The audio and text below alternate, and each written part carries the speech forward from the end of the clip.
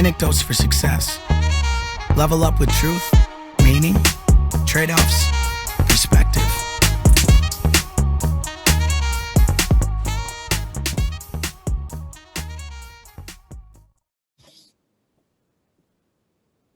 Yeah, Matt, this is a big episode for us because we always say to the guests at the end of the podcast, you're going to come back sometime and update us on how you're doing. And we have our second time guest appearance. So Coach Raj, thanks for coming in. How you doing? We're stoked. Appreciate you guys. Super pumped to be on here, and I'm honored to be the first repeat guest. It's going to be a great episode. Yeah. And I was saying just before we hit record how it wasn't by accident, and that's certainly not a knock at any of our previous guests. But Raj, we've been talking a lot about how wondering how you're doing. Paul and I have been offline, and you know your business and our previous discussion really, I know it gave me a lot to think about.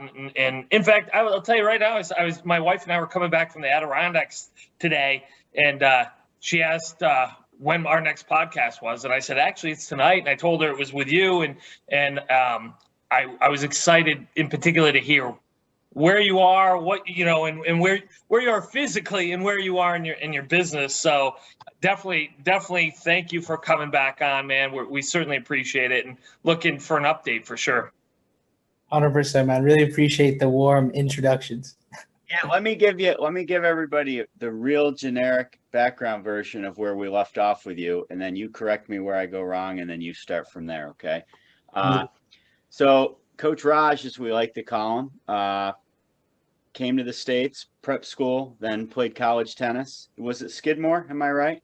Yeah, Skidmore, you got it. And it was around that time the change went from just being athletic and playing tennis to really working on your physique and working out, and you developed a passion for it, had a failed business or two, and that was part of the conversation last time, that you just kept at it, and then you started your coaching business. And what's unique today about your business is it's online, and you help people transform their life, and you really don't stay put for too long. How'd I do? You did amazing. I couldn't have asked for So what's happening now? Or fill us in. Yeah, so honestly, it's like more or less the same type of thing. I was telling you earlier before we started that when I do travel, I try to plan it strategically. So if I'm going to be in the US, I'm going to hit up a few spots, and then, afterwards go to Mexico. So currently I'm in Austin, Texas, and the business is going well. I think the last time we hopped on the podcast, I didn't have a single team member. So it's just me doing everything. And now it's a team of 4, including me. Wow, that's cool. Hey, so back up real quick on that. I'm curious, when you say, you're in the U.S., you're in Austin right now, which, by the way, great place. I love Austin, man. That place it's a lot of fun. Great people too. Why there, then Mexico, or then wherever? What's the strategy behind your geography? Okay.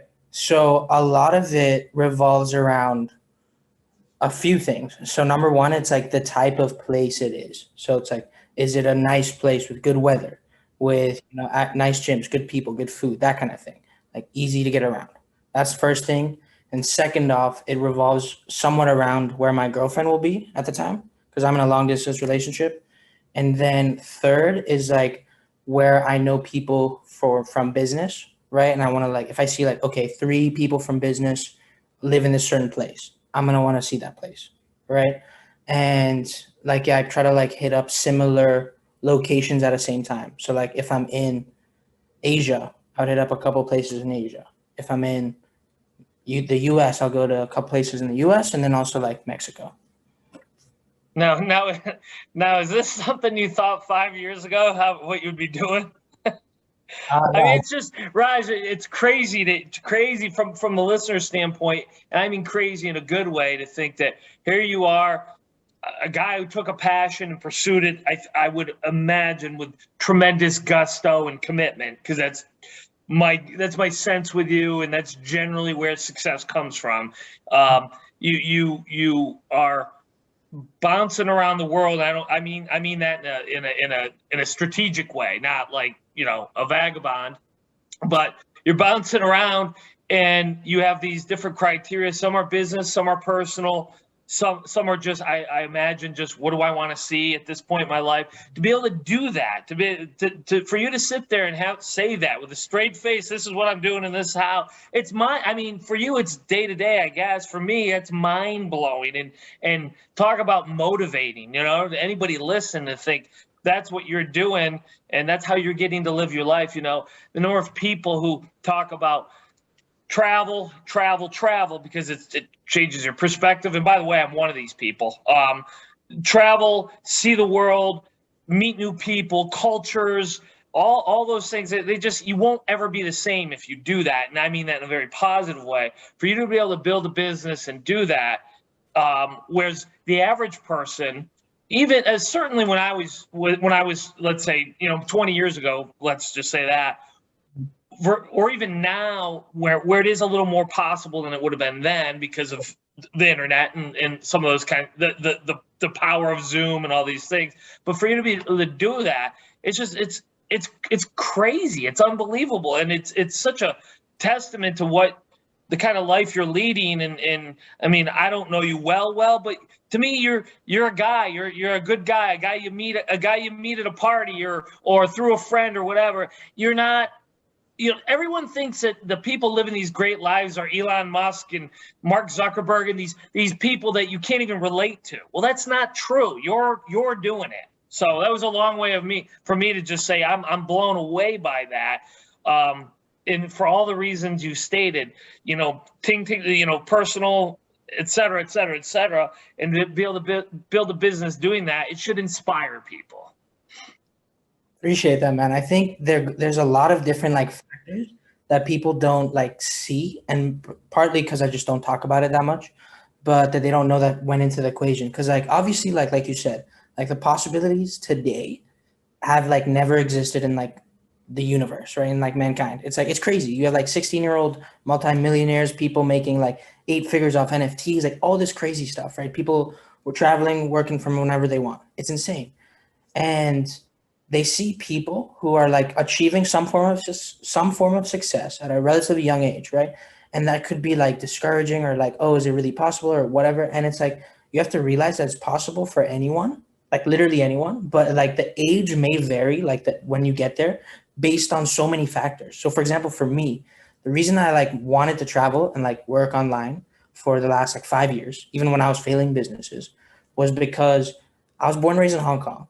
And the rent there is super expensive. It's the most expensive rent in the entire world, literally. So I was I'm not going to pay that much rent for not that much, reward. And then secondly, they're crazy with COVID rules. So super regulated, super strict. And everything. So it's those two factors are super against what I want to get out of a place I live in. So I'm okay, now I have to travel. But let's say I lived in Spain. I don't think I would have had that same drive to want to get there. Right. So that's one thing. Second thing, stumbling across business really early, failing a bunch of times, that's lucky. Who knew I could have went down a completely different path. So it's so many pieces of the puzzle have to come together, and it's only 10%, if that, maybe 2% complete, right? So it's crazy when you look back, and it's then you can see the perspective of others. So I know for a fact so many people are doing way bigger numbers than me, and I know for a fact so many pieces of the puzzle came together for them. And they went through so many failures. They just kept at it. This went right. This went wrong. This went right. And eventually they had something good.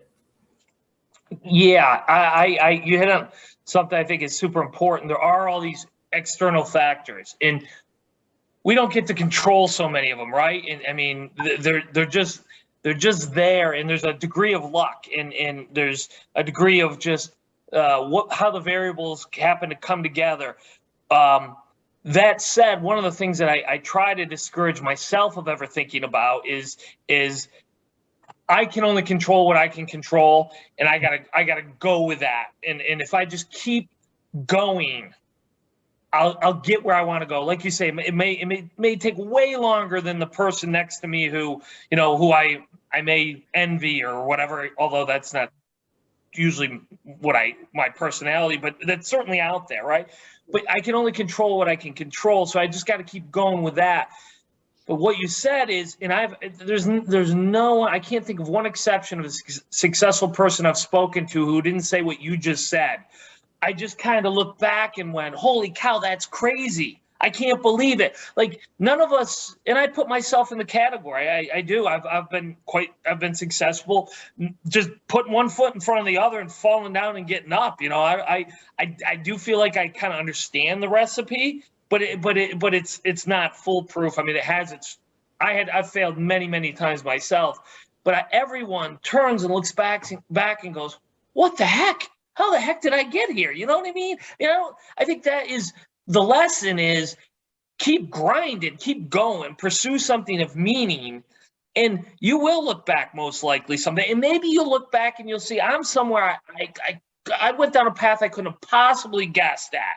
And I'm successful in a different way than I wanted to be. Maybe it's not financial or any number of things. I'm sure you would agree. Success isn't monetary necessarily. It's a myriad of different things, right? We all get focused on that one, but that's not it. So I just like to empower people to think, yeah, it's you, it's me, it's Paul, it's whoever. We can all succeed. You just you keep going, you keep grinding. It's not some magic moment, right? It's not some success. There it is. And that's kind of what I was getting from what you were saying there, because I preach that to people who I talk to who are generally younger or newer at what I do in the entrepreneurship world. I go, you're never going to have this moment where all of a sudden you go, I did it. I'm here. You might look back and go, holy cow, I've been here for a couple of years. I just never really knew I'd arrived. That's more like it. So, Paul, go ahead and chime in or ask. I know I get on a tangent, but Raj, you always get me fired up. Well, I'm going to ask him a few questions, but I'm just going to piggyback on that a little. I mean, I'm the old man in the group by a few years, and I love my job teaching. We've talked about it. I have such a unique situation. I've got a lot of other side things I do now, but it's interesting how the average person just wants to work till they think there's this fictional amount of money they need, and then they're going to stop working. Raj, I don't think you'll ever stop working. Matt, I don't think you'll ever stop working. And I'm coming to a crossroads when I leave teaching. I won't stop. I'm not going to go sit somewhere and say, oh, I wish I was working, or I wish I could play golf every day.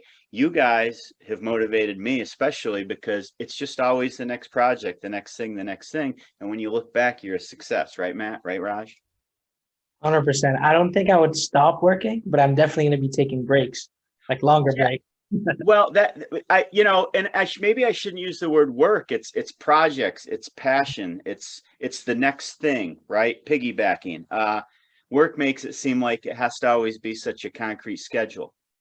And it doesn't have to be. So that's one of my segues. I actually did it. I led into what I want to ask Raj. I usually don't do that, but your business is totally online. Tell us again what you do normally, but give us a rundown. You must have consistent hours you put in each day. Yeah. It's not a 9 to 5. And so that's what I'm getting at. What's an average day for you? And explain to everybody listening what you do as well, in case they missed the first one. Cool. Yeah, no worries. So I help online entrepreneurs optimize their health, sleep, and performance. Coach all my clients online. I have an app where I coach them on. We do, unlimited Zoom strategy calls, and they've all been, well, not every single one, but 96% of them have been very successful. And yeah, it's been good. In terms of like how me, Paul, and Matt met was through Twitter, and that's where I do most of my content marketing. But recently, since I've expanded the team, I'm able to be on Instagram, YouTube, and LinkedIn now, and focusing more on email. So yeah, that's pretty much how I get clients. I get them through my content. They reach out to me like what you have to say. We might be a good fit to work together, hop on a call, see if we are. And recently I started reaching out to people. And when you say reach out to people, you met through the email. You mentioned through mostly through Twitter and Instagram. What's the success rate when you reach out to people like that? Have you been tracking that? until 3 months ago, I never really did outreach, and I was reliant on inbound leads. And then I had a month where it was like slightly less, and I decided to I hired a coach instantly, and then like another coach, and then we like switched my content strategy a little bit around, switched the offer, made it more valuable, and started doing outreach. And we're in a phase where we're testing a lot of things, but last couple months have been good, so I'm optimistic. Raj, tell me about building your team. What was that like, and how has that changed your role and just the way the business operates and some of those things? I'm always fascinated by this. That any new entrepreneur who's a one-man show to some degree, which I've been, and then you go out and you bring other people into it. It's like a whole different world you're working in, and I'm fascinated to hear about that. 100%. And I think the journey from zero to 10K a month, that has to be one you take by yourself. I mean, like in some cases you can hire earlier, but that one's gonna be like a lot of time just working on the business. It's gonna consume a lot of your life, and that's just is what it is. And you have to love doing it. And you're gonna be wearing multiple different hats, as they say. And once you get to a point where it's like, okay, like your time is too valuable to be doing certain amount of things, that's when you're like, okay, let me outsource it, right? So you start with the tasks that are easiest to outsource, where it's like you just design a system and anyone can follow it, right? And here's the thing with systems, what you basically need to do is you need to find a task, figure out how to do it yourself, then figure out how to do it optimally, then figure out how to do it optimally and quickly, right? Then go through and write down your entire thought process. So it's like, if this happens, do this. If this happens, do this, copy and paste this, do that, like the whole thing. Then you record a video of you going through it and live examples, right? Then you like link that Loom video in that document. And right there, you have a system that anyone can just follow and boom, they can do that, right? So first, I hired a virtual assistant. Actually, no, sorry. First, I hired an email marketer. Then I hired a virtual assistant. And what she does is she does follow-ups, like every follow-up, which is a lot. And she sends all my tweets to my engagement groups and engages for me. She does my pre-call system, which is like just like sending the prospect information and like reminding them about the call, sending them a couple resources, and she does like a couple other things as well. And she does some kind of outreach as well. Anyway, and then I have an editor who just edits my videos and like puts the captions on them, like cuts them up, like makes them nice reels and then longer videos as well. And she makes the thumbnails and like does the caption as well for me. So, and then yeah, that's it. Team of 4. And that allows you to focus on the things you do well. Talking to clients, training clients, building relationships with them, monetizing those clients, right? And through their success, because the one thing that so often gets lost when you hear words like monetizing and selling, it's like there's another person on the end who's getting value that they appreciate very much, or they wouldn't continue to do it. But that's not where you spend your time. So instead of doing clips and follow-ups, et cetera, you're working more with the clients. And therefore you go from 0 to 10K a month to exponentially more as your time's getting used for that. 100%. And I think it's about also when you free up time, it gives you time to think in terms of like, what can I optimize? So it's like you look at your business like objectively, like you can track certain things. You can be like, what's my bottleneck? Is it leads? Is it sales? Is it content? Is it this? Is it that? Boom. I know what to do. How do I get better at it? Let me try myself. Then let me make adjustments. Then let me get help from someone else. Right. And then you have all that extra, 2-3 hours a day instead of sending something like tedious. You're working on like, how can you optimize the business? If you constantly have that mindset of like, first you want to trade time for money, then money for time, then money for money. Right. And if you're always looking on what's the next step, like, okay, because as your business grows, your time's going to be more valuable. You'll go from making, $20 an hour to a couple $100 an hour. And then you have a lot more opportunities when you get there. 1 second, Matt. Repeat what you just said about trading. I was going to say the same thing. Say that again. I haven't heard that put in those terms before. Okay, so I said first you got to trade time for money. Yep.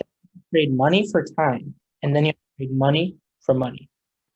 Give us some examples. Time for money is you have a job, right? I'm giving you my time, you're paying me. Okay, so time for money could be even in a business. It could be like doing like follow-ups, right? That's time for money. Then you outsource it, right? And then you use that money to invest in your business, to get a coach, to buy retreats, to do whatever, right? To hire someone, right? Hire. That's basically it. Right. That's what I love it. That's awesome. But it makes sense because no, what do 98% of people do? They trade their time for money, right? I go to my job, I get my paycheck, I come home, and then all I do with the rest of my free time is I consume it in some way, right? In front of a television, at a water park, mowing my lawn, golfing. I either trade my time for money or I consume my time entertaining or doing the dishes or whatever it might be. And it's so important to break people that mindset that you don't want to trade. You talked about systems before. I build systems so I don't have to trade my time for money anymore. My systems create the money, and my time then gets to be used for big picture stuff or to invest my time so that I can create more money out of it. Something or use it at my leisure or whatever. All the while, my systems are continue to build me money. But breaking people that mindset. That's why when you started saying those.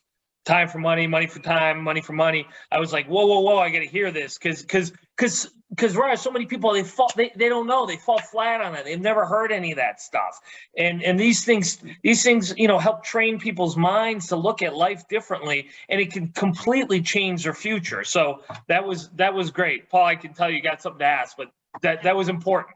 No, it's very important, and we thought the same thing. Speaking of time, I think I know the answer, but how much TV do you watch, Raj? Honestly, maybe like an hour a day. You mean you don't binge watch Netflix and you don't have HBO and you're not catching up on everything? I'll give you like a quick rundown of my day, right? So like maybe 6 days of the week I wake up at like 8 and I'm like right in the zone working by 8:30, right? Then, I have like very fast at cooking, like getting stuff very convenient with that, right? And, when my girlfriend's here, she takes care of that. But anyway, and then, so I work from 8:30 to usually around 6:30, right? And then I probably have total of an hour and a half of breaks in there. When it's like 15 minutes where I just like go outside, walk around with green tea, like iced green tea. And it's just relaxing because I like don't want to be sitting in like a computer all day, right? I need to take breaks. So, roughly 8:30 to 6:30 with an hour and a half of breaks and then like some food. And then I'll usually get a workout in. Honestly, my workout schedule is kind of all over the place right now. It used to be after, it used to be before, but it's like whenever I get the chance. But you make sure you get it in. Oh, no, 100%. I train every week at least 4 times, usually 5 times. That's awesome. And the reason I asked that, there's probably days you feel there's not enough hours to complete what you want to complete, right? Days where I have like 3+ calls, I'm like rushing. But the funny thing is I'm more productive on those days. For some reason, I know that I have less time, so I'm like get even more in the zone. I take L-theanine, which helps. Not sponsored, but this What is it? this helps me focus. It's I got to put on a light here. It's I take it with like a black coffee, start my day, and what it does is it like synergizes well with the black coffee, so like doesn't give you any jittery feelings. And I honestly got this from Dan Co. And the coach, I met up with them in Austin, and I know they're super productive and into like the whole routines thing, and they recommended this, so I hopped on it, and the results have been good. It's nothing crazy. Like it's not like you just take it and boom, you're productive. But it's like if you're already going to be productive, they'll make you an extra 3% more productive. What's it help you focus? Yeah, it helps you focus and like it synergizes really well with caffeine. Gotcha. Where do you get it? I just order on Amazon. I'm like you, Raj. The busier I am, the more I get done, or the more I get done when I have a schedule that's just jam packed, And I think that's like a lot of people when you don't have a lot going on, it's so easy just to burn a half hour here and an hour there and that kind of thing. And I find the same thing. The more packed I am, the more I get done, the more productive I am, and the more focused I stay. 100%. And that's why I asked that, because productive people, I mean, I ask everybody a lot this question. They don't watch much TV and they don't miss it, because I almost feel like you feel worse if you watch too much television or too much social media, because you're not producing. You guys are creators and producers, and that's where you get your rush, right? No, 1000%. Like, I'm not going to sit here and say there's over the last year and a half, there's never been a time where I watched 2 hours of TV straight. Like, that's happened before, of course. And, sometimes it's planned where it's like, I'm like, okay, the next 3 days, I'm going to take it easy. And like, that's cool. But sometimes it's unplanned, right? And during that, like, I instantly just like, I feel like by this third episode, I'm like, not even like 20-minute episodes. By third episodes, I'm like, not even enjoying the show. I'm just thinking about like what I could be doing. And then as soon as that happens, I'm like, yo, I gotta get my ass up out of this chair. But I gotta go. yeah, and the thing is, like, I like part of what I do is also like productivity coaching as well. Like, part of what I implement, and I like change my offer a little bit. So I'm big on like setting work, constraints. So it's like 2 hours before bed, like stop work. Like, I'm big on prioritizing, outsourcing. So I don't work that many hours, right? Or at least I don't have to anymore. But it's like, even though, let's say I'm done with everything at 6, right? It's like, okay, shut off work, right? Because right before I shut off work, I respond to all of my clients. Just so I respond to them in the morning, middle of the day, and the end of the day. I don't want like just do it sporadically throughout the day. So let's say I'm done with work, right? Even though I'm done with work, I'm not going to want to just watch TV for 3 hours. I want to go for a swim. I want to go for a walk. I want to call my grandpa, things like that. And it's like, and I want to get like an early night of sleep. So it's like, those are like the different shifts that I've made. Interesting. Now, how many clients are you carrying? Like, what's that look like? Do you have a limit, or what's that look like? So currently I have 11 clients. The most I've had at one time is 13, and then total well over 30. And honestly, my limit would probably be 15, just because then it would just be too many calls a week on top of sales calls, on top of other stuff like, podcasts. It would just be too much. And I wouldn't be able to like fully like give all like my clients the attention they needed, and like be able to like troubleshoot all these different things. And, it will start affecting my productivity. But the most I've had is 13, and that was fine. But the thing is, when I had 13, my service was like elaborate. So I've like added a lot more things in the last couple of months just to increase the value. So, obviously it's a win-win, increase the value. They get better results. I get better testimonials. Who no one loses. So how do you build your income if you've got a limit? We've all got a productivity limit, right? So how do you build your income? I assume you've given that some thought. Would you hire a second one of you, or what's that look like? 100%, man. So it would be multiple different things. And I like already thought of this. And the thing with me is like, I'm like I like can't wait for like next year. Cause like the games I'll be playing, I'm already like been envisioning in my head for the last year. And like already like, obviously I don't know what's going to happen, what I'm going to do, but I like have a plan, rough idea. And I'm like, okay, these are possible scenarios.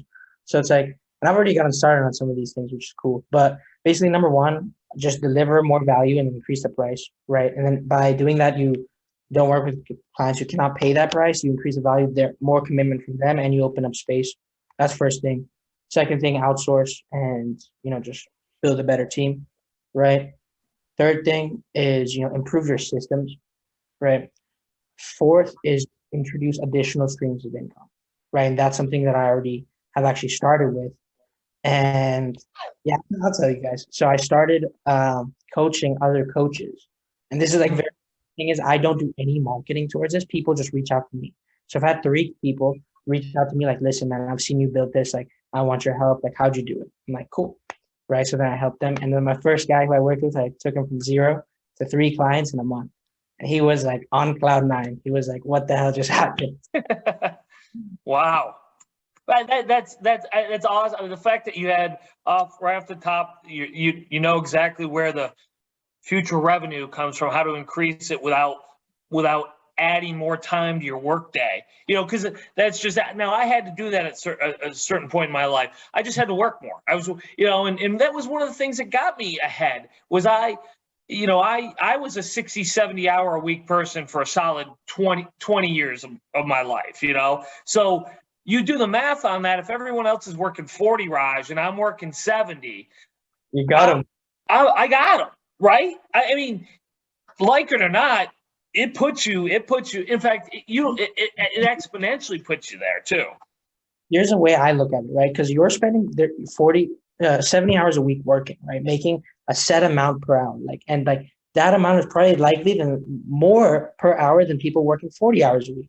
So you have them on hourly rate, you have them on, and not that this is like a comparison, but like you work more hours. And here's the thing, you spend less time consuming because you are working more. Like if they have all that free time, they can, buy this, buy that, go here, go there. But if you're working, you're already in that like mode of like, I'm just building an empire right now. Like this is not time for games. This isn't like party time. Let's build. And then 10 years later, I'm gonna thank myself. So if you had to do that, if you did that, that's the mindset you had to have been in. That's exactly what it was. That's 100% correct. You nailed it, and it kept me out of the game of consumption. And then what ended up happening, Raj, is when I realized that I was in a position to decrease my workload, use my free time to then consume, I didn't want to consume anymore. I wasn't interested in the fancy car and the fancy this and all these things that are liabilities. I was in the world of income producing assets. It's all I was focused on, right? And once you get in that world, and then you have all this income coming in from these assets, and now you can afford this other stuff that you've been not consuming for all these years. You're so used to not doing it, you realize it's a bunch of crap. You don't need it. It's just nonsense. And so you win in all those ways. Now I do have some crap, don't get me wrong, but I have the assets that pay for the crap. My time doesn't pay for anything anymore. My assets pay for it, right? But I was so in the mode of it's not playtime. This is building the empire, as you put it, time. I didn't have the time to do the other things. And that was a bonus that I hadn't even thought about when I got into it. And then I always say that another point on that topic, I guess, is people talk to me about how they can't wait to retire. They can't wait to retire. I go, well, what are you going to do? Because now you don't have that 40, 50 hours a week to be bogged down with doing something productive. How are you going to consume those hours? Because your income isn't going to go up. Your income's not going to be any better. It's probably going to be less, and it's going to get gobbled away with inflation over time for a lot of people. So what are you going to do? Sit on the couch all day watching Jeopardy and Matlock? That's not the kind of life I want. But those are the things people should be thinking about. And I didn't look at it like you put it. You're obviously smarter than I am. What I know through failing, because you're smart and you can figure it out without having to fail. But that's what happened with me. That's why. Times, man. It's like I grew up in the information age. Like if you're like a decently smart guy, like even like above average, like you have access to all this stuff for free. And it's like it's not a fair comparison. Like that's why like I never compare myself to my dad in terms of like what his income, my income, like how many hours he works, like his like life work setup and everything. Because the truth is like he and I both know it's just two completely different games. And like he's talked about, like it's unbelievable how easy you make it look. And the truth is it's not as easy as it looks. But I know it's still way easier than what he did and what he has to do to, make, whatever. And it's just not a fair comparison. I would never like be like, oh, I did it this time, or no, you did it this time. Like that's stupid, because it's like not even like like the opportunities are completely different. Completely. Not even the same like spectrum. Great point. The philosophy's not though. So I'm going to run with this. I had a couple other questions I'm going to ask, but you know what? We're so far removed from that now. But Matt talks about, I always ask Matt, because Matt didn't start off an entrepreneur, right? We've told that story, in the sports entertainment business. And I'm like, what if you would have started sooner? And you're like, yeah, I get that. And I understand that. But the point is you started when you did, right? And Raj, we didn't have access to what you have access now. But I think about what I've done in the last 2 years since COVID online and with technology. And I don't kick myself that I didn't start at your age. I'm glad I started, because I have a lot of people I know that haven't and never will, or they say they're going to next year and they don't. But my vision now is I want everybody your age to start, and it's amazing if they waste it. So the philosophy is the same, whether whether you started, Matt, by just building income, gathering income producing assets and acquiring them. If you start through information and technology, if you started with a brick and mortar store, the point is all those people started, we just all had different tools. Most people don't start. So I commend you with what you're doing. I admire Matt. He's one of my, he's a mentor of mine as far as a teammate and partner and stuff. But that's why we do this podcast, because so many people don't start. And the tools, like you said, your dad, Raj, would have started and done something probably like you if he was your age right now. It's just his mindset, right? Because like he's like very entrepreneurial, but like just his business model is just like brutal, and it just got eaten up alive by COVID. And it's like a lot of it's out of his control. It's like, and like he didn't, just like I said, like didn't have access to the same things. It's like for me, like the common thing to do is like, level up my skill to what I can at the time. And then as soon as I have the means to do it, pay someone who is 2 to 3 steps ahead of me to get me there. And once I get there, like pay other, like do all these different things. Like he doesn't operate in the same way because of his environment and circumstance. And he didn't, he had a high school, right, to provide for like his family and like pay for my uncle's college, right? It's like he paid for my college, and like just by doing that, he's ginormously successful in my eyes, right? So it's like, no, it's a great point. It's I think about my father, and he was entrepreneurial and what he built, and in comparison to what I've been able to build, it's like they're not even close. But it's like I start, he started in the batter's box, and I was almost to third base, just in terms of the opportunities that existed for me and some of those kinds of things. Now, you got to put the work in and you got to do the right things, but the opportunities just aren't there. And but that is, to Paul's point, why we do this. And especially gratifying having you on here to talk about what you've done and how you've done it, because Paul and I are old men compared to, I'm sure in some people's eyes, although that's not true at all. These people will look and say, oh, I can do it. And it's, again, I always come back to this, even I'm a broken record. For me, it's not about the money. It's about freedom. It's about what I can do with my life and how I can control it, and in ways that just these ways weren't, how I grew up, they weren't available. I didn't even know you could live a life like I live. Didn't know it was even possible. I want people to know those things are out there, and it's not to chase money, it's to chase freedom. And yes, your circumstances, I'm glad you bring that up. The circumstances aren't going to be the same for any of us. Oh, well, such is life. Take the circumstances you're in and do the best you can with those circumstances. And I tend to believe that if you do that, go in with that mindset and put in the work, you will obtain a level of success that you otherwise wouldn't have. 100%. And the thing is, like, you only need to reach a certain level to almost guarantee like a much higher level. Because what I mean by that is, like, you only have to like be pushing consistently every day, like making progress for maybe like 6 months to 8 months. And then you already have enough progress to justify never going back to anything else. You already start thinking like, okay, if I achieve this in 8 months, if I went from 0 to 7 clients, whatever, just throwing out random numbers in 8 months, imagine where I'd be if I stuck with this for 3 years. Like that's how your brain starts to operate. Your brain starts to look at, okay, if I don't see this through, what are the other options? Work a 9 to 5 I don't like, do this, like do that. Like I hate that. I don't want to do that. So let me go on this.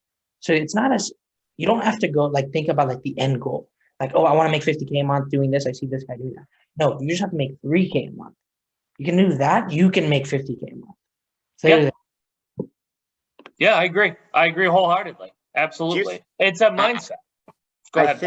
I think that's the funny part. I have people, again, just from what I've done in 3 years and what I've thought about doing in 7 years since Matt and I reconnected. So many people are like, oh, how's that thing you're doing working out? Like I just tried it for a year and stopped. And I didn't stop. And I think it makes people mad when they find out you didn't stop what they were afraid to do. Right? Do you get that from people? Like, people ever come back to you and ask how your coaching thing's going, or like you're still not doing it like it was a hobby, or are you past that now? that make sense what I'm trying to say? Exactly what you're trying to say. I'm just trying to like come up with the right words to answer the question because my situation is pretty like complex with that. So I started my business, right? Like the 4 businesses I failed, like no one knew anything about that. No one. Not even like my parents, cousins, no one. Right. Saying anything until you know that's what you're going to be doing, right? Just like, because the thing is, if you like try to tell people, you can't control what they say. They might say something that will throw you off. They might say something that will, discourage you. Just do it yourself, right? Anyway, so then so I started the business that I have now that's, doing well. I started that in college a year and a half ago. And for the first 2-3 months, no one knew anything, even my parents. And then they started, asking me like, how are the job interviews going? And then people ask me like, what are your post-grad plans? And I'm just like, nothing, right? And then like, I'm just being like, really, they're like, well, how does he not have any plans? Because I had like 3 good internships, right? And they were just like, he seems kind of like aloof, right? And I stopped going to class too to work my business. And started hanging out with the team a little less. So then it was like, I wouldn't like hear anything, right? And then even when some people started finding out, it's like, I wouldn't really hear anything. It would never come back to me. But I would kind of get like the vibe was a little different. Like it just wasn't like the same. And maybe they thought that I thought I wasn't the same as them. Like I'm still the same guy. I'm still a dumbass. Like I still want to like, it's just like I haven't changed, like so I don't know. I feel like when I link up with my friends from time to time, like I linked up with a couple college friends like a week ago. They're kind of like pleasantly surprised. Like they're like, "Oh, we had a good time." It's like no time has passed, right? But it's like we don't really stay in touch. But like once in a while, we like say, "What's up?" So I guess they kind of like know that I'm like doing what I'm doing, and they're kind of like coming to terms with it. But the vibe sometimes is slightly off. I guess that's my final answer. Well, that's real life. You also grow at a faster rate. I mean, not every tree in the forest grows at the same pace, right? And at the end of the day, you're off to different things, and it's not like you necessarily don't like people that you had relationships with in the past. You're just meeting other people and doing different things and going different directions, right? Sure. And I What go for it. I was just gonna say, what keeps you motivated? You know what I mean? Like where's it come from? 100%. So it's just literally my why. My why is like so strong, bro. It's crazy how like when I like say it like if you didn't know me, you'd be like, this guy is on drugs right now. Like what is right? And it's like I had the same why from when I first started, 0 clients. Same why when I got my first client at $80 a month, was pumped. It's obviously like changed a little bit, but it's like more or less the same. So I'll run you through it. Please. Right. Number 1 is to just take care of my family and all my loved ones. Like I'm blessed in the fact that I'm the oldest son. I have very young parents. And I want to retire them before they turn 50. That'll be a little stretch because they're 48 now. So it's a little like maybe like 51, 52. Retire them. And when I say retire them, I don't mean like, oh, like, give them a salary or whatever. I mean like get them a villa, like get them a private chef, like get them a security guard, like everything, right? And then I want to, take care of my brother, take care of my girlfriend, retire my girlfriend's parents, right? And then also I want to just see what I can achieve. Like, there's like, how far could I take this? Yeah. Like, I wouldn't want to like go through like the hardest part, which is the start, and then like get complacent when I'm somewhere in the middle. I think about that a lot as well. And also just to like be in a position where people, even though like, I'm not saying I should be a person to look up to, the fact is that people online, like they look up to me like, oh, what's he doing? Like they take my advice somewhat seriously. So I feel like I have a responsibility to practice what I preach and like be my best self. And I see that in terms of like trying to get as jacked as humanly possible, right? Trying to, follow my advice, like pre-bed routines. I take that stuff serious. And also like trying to like build my business and so I can, relate to who my dream clients. So there's a billion reasons. And also to, inspire, like, I don't know, like my past self, like someone who was in a similar position as my 17-year-old self, right? So there's so many reasons that go way beyond me that it's like, obviously I can take breaks, but I'm never going to ever take like an extended break. Like I'll take a day off and I'll be like super refreshed. I won't need a second day off. You know what I mean? But you got too much to accomplish, right? Too much to do. Too much. I mean that in the most honest, sincere way. For a guy who hears your whys and doesn't scoff at them in any way, shape, or form, because so many of them are or were exactly mine as well, and or very similar in ways. Not all of them, but some of them, in ways that I could totally relate to, and ways that, you know, sound crazy to the outside person in many ways, but to you and my wives, to me, they're my attitude was this: if I believed it, I mean, really believed it. No BS, Raj. No, like I'm just gonna say it enough so people hear it that they'll think I believe it. But no, I mean, truly believe it. Nothing could stop me. And I've had that happen many times in my life, where I convinced myself I'm getting to this goal, whatever it was, and everyone else thought I was a lunatic. And not only have I accomplished those things, but I got there quicker than I thought I would. And you know, in people just don't get that. Most people don't understand that, but when you do, the other people who get it, like I could see it in you. It's like that's not a line you just said to us. That's not some sort of thing I'll throw out there because it sounds great to people.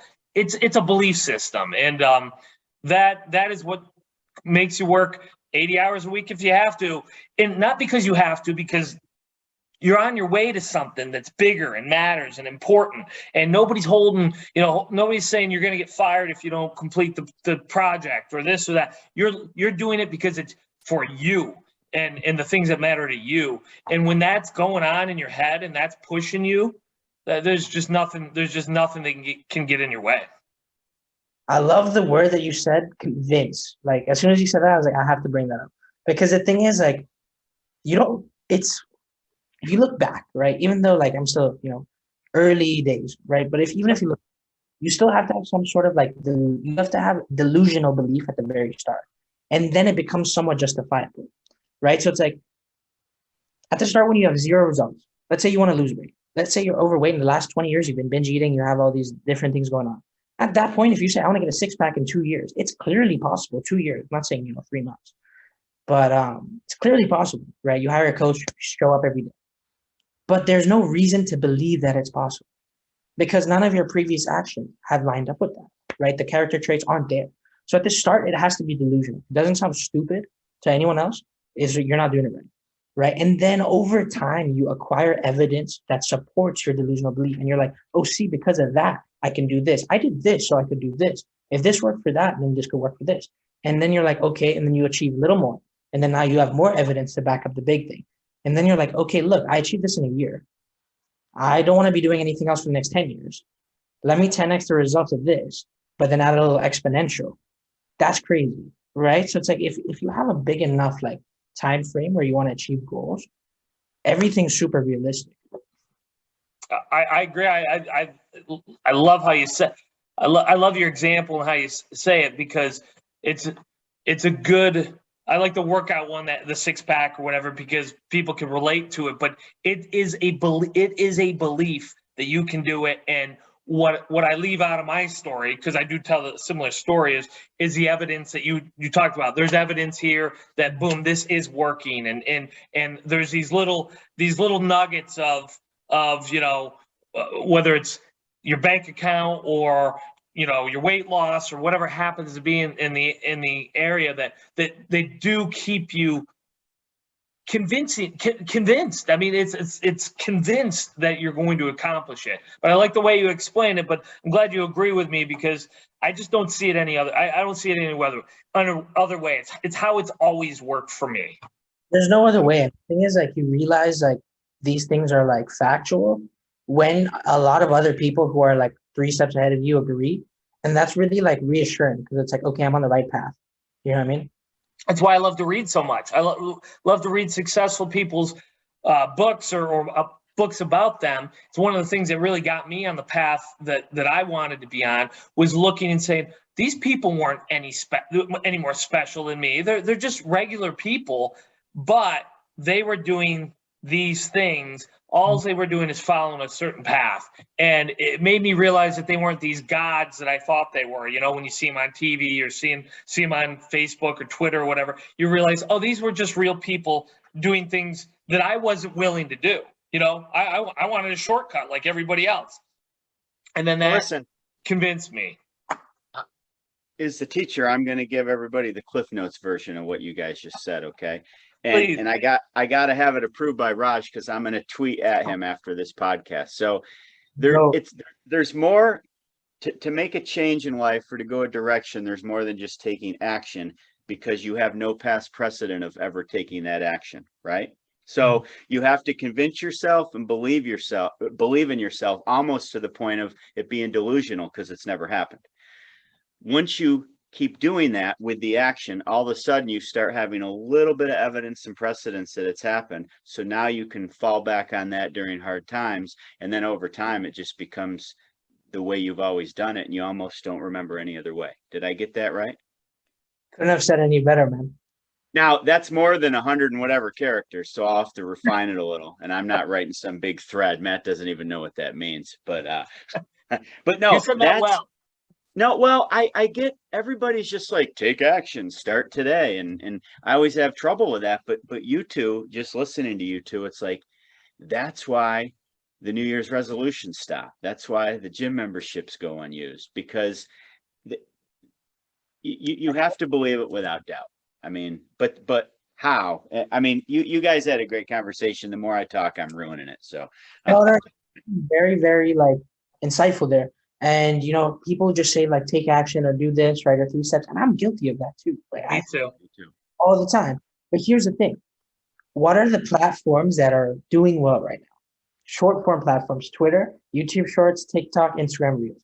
Why? Because people have short attention span. The dopamines are fucked, right? So they can only pay attention for 10 seconds, right? That's why, you know, Twitter, you have to find a way to fit in 280 characters. You can only say so little on these platforms to have success. So you have to simplify it. You have to summarize it. And what happens with that is you take out all the context. So that's a great thing about these podcasts. So anyone who's listening, like, I personally love podcasts. Like, I get so much more value from them than anything else because you get to see how a person thinks. You get to see the context and situations. You get to see examples. And that's a lot more practical. Obviously, not everyone will be able to relate to the things we're talking about. But hopefully a lot of people can. Great point. Great point. You know, speaking of that, I just spent 18 days on a cross-country trip, and I brought up the TV. I went 18 days without watching TV. There was too much to do, but I did listen to a ton of audiobooks and podcasts in the car. And Joe Rogan, I mean, everybody and their daughters listened to at least one Joe Rogan episode, but he feels sorry when people go to the news and like CNN, Fox, and MSNBC or whatever for a 2-minute clip.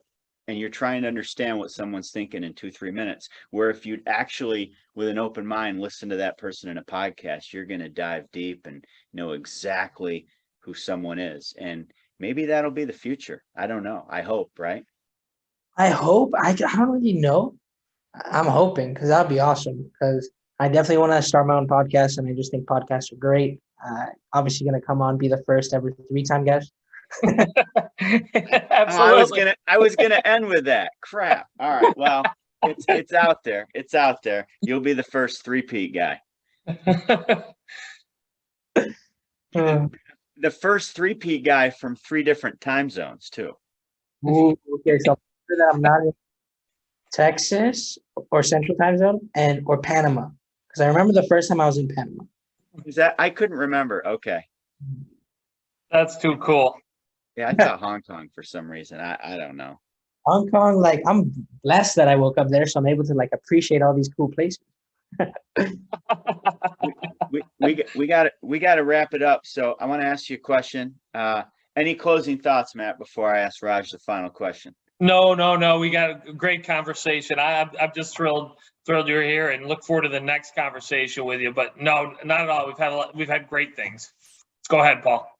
Knowing what you know now, could you ever have been happy just taking the traditional internship job route? Even if think of the career you probably wanted more than anything in college. Knowing what you know now, could you have done that? no chance, because the truth is that I like didn't even like have a job that I really like wanted like that. It's like my parents kind of wanted to be engineers for a period of time. I thought I was gonna be a tennis professional, and I realized it wasn't good enough. And then like different things here and there, right? But it's like the truth is in college, what I was thinking was like, okay, I'm gonna get a sales job and then work on whatever business I'm working on at that time while working on the sales job, develop skills, develop a network, and then as soon as my business exceeds, whatever 5K a month, able to like survive and like comfortably at least, then I will, quit my job. So that was always my plan, because I was always thinking like, listen, man, I don't want to just work a job and have someone else tell me what to do, and work for 5 days just to look forward to 2 days where I don't do anything but drink and watch Netflix. Like I just wasn't about that life, and I wanted to like build something like serious. And I was like, okay, if it took me 5, 10, 15 years, I was like, that's cool. Like it's gonna take time. That time's gonna pass. Let me just start building right away. Matt tells me this, and I can see it and believe it in you. I mean, Matt, you can almost pick it out on people. Matt, if you lost everything today, you could do it over again, no doubt. There's no doubt, because it's a process. It's like, planting a garden, it's in Raj. One of the things that I would do is I tell young people all the time, go get a job, go learn how to sell, go network on someone else's dime, go travel on someone's dime, go fail on someone's dime. All the while you're in the background turning those gears for that business you're going to have in 5, 10 years, whatever it happens to be. So the process you just said is exactly the type of advice I give people. 100%. And the thing is, here's the thing, like I said earlier, like I was lucky enough that I started my side hustle, turned it into a business in college, right? Most people are not going to have that. It's just Right. It's a fact. So yeah, that's a very like practical piece of advice. Like, who says you have to pick this or that? Like, oh, my business. Okay, then get a job. Like, do something that allows you to at least pay for your expenses, and then gives you ideally some sort of freedom. If it's something where it's based on output, not hours, you could just be fast and have more time, right? Or something that like lets you work from home. That would be ideal. Or Yep. something in line with what you could possibly want to do. Right. And then it's like you could start building, like, let's say you're in a sales job, you could start building a Twitter page. John the sales guy, right? And it's like you could just like put some stuff out, share what you learn. Like, okay, here's why I started the page. Like in 2 months, you have whatever 100 followers. You don't see any growth. Who cares? Like you try, keep going, see maybe. And if you realize, oh, I don't like that, I want to do this. Boom, try that. And like you have all this time where even if you fail, you'll be learning so many lessons. Exactly. Your job, give you more opportunities, you'll just become a person of more value, and then your life will improve as a result of it. Bingo. I'm not very good at the last question thing because we kept going, but that's okay. I'll work on it. Okay. Hey, Raj, where can people reach out to you and find you? Awesome. Online? On Twitter, I'm most active. You can find me at the Coach Raj, but also same username on YouTube, Instagram. On Twitter, you can click on my like link in the bio, and then that's my email newsletter. You can also DM me for any questions, and check out my like pinned tweet. It has a bunch of threads. And yeah, I do threads every week, and that's where I drop the most value. Because like I said earlier, you can't do that much in 280 characters. Cool. It's incredible. Hey, until we meet for the three-peat, Raj, thank you so much for coming on. You're exactly who we're trying to reach out to. I mean, not somebody as productive as you, but the younger person that's saying, hey, I need to start somehow. And you nailed it with the be delusional, gain some evidence, and keep going. So we appreciate you coming on, bro. Until next time. Appreciate you guys big time. Super honored to be the first repeat guest. And yeah, nothing short of my expectations. Great combo with you guys. Really appreciate it. Thanks, Raj. Thank you.